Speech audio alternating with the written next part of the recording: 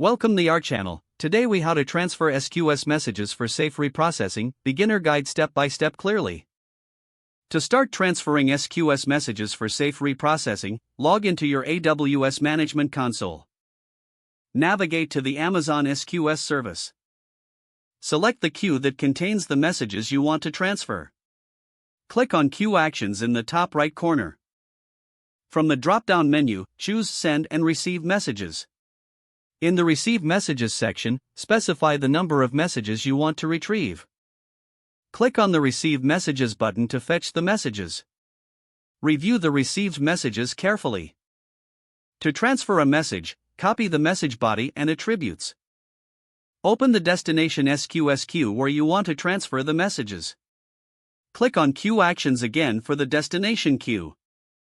Select Send Messages from the drop-down. Paste the copied message body into the message text box. Set any additional message attributes if applicable. Submit the message to send it to the destination queue. Once the message is successfully sent, return to the original queue. Delete the processed messages from the original queue. Repeat this process for each message you wish to transfer. Finally, verify the destination queue to ensure all messages are properly received. You have now successfully transferred SQS messages for safe reprocessing. If the page does not load, refresh the browser or try again in a private or incognito window.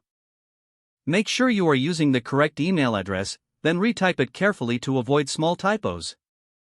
If your password is not accepted, use the reset option and create a new strong password you can remember.